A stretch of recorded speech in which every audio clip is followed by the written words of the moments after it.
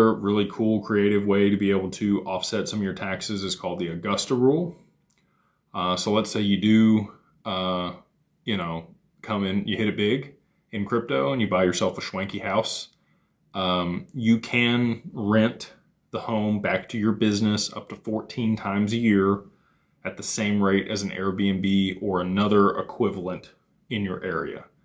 So if you had a bowling alley and a bunch of crazy stuff at your house and you put on some stuff for, you need employees and you need like real reasons or business partners or people you're entertaining to do this stuff. But you can make sure you pay yourself on that from your business bank account to your personal bank account. And you have receipts for all this stuff. It's not like it's just a fly by the seat of your pants and think about it later type thing. It does need to be documented. But you can write off a lot of money doing it that way if you do have something that you could charge, significant amounts of money for. So enough with the tax stuff. Again, if you want to work with us on that, happy to do it. You just go over there to digitalfamilyoffice.io and there's a tax page, again, $500, and they'll help you get started. If you need a more complex stuff or more complex filing, it's an additional $200 per hour for the CPA.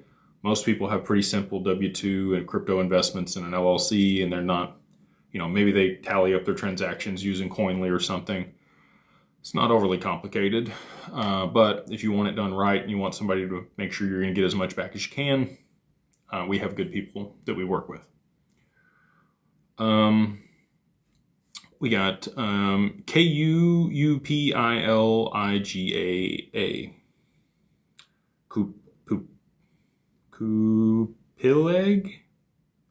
Butchered that. Fellow Jake. Do banks not mind buying XRP at high prices? Why? Well, they're going to be able to write it off.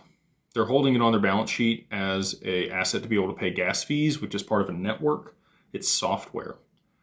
So even if it is a high price and they're buying it there, they would be able to write that off as under Section 179 of the tax code as infrastructure or software that they are using to be able to transact business.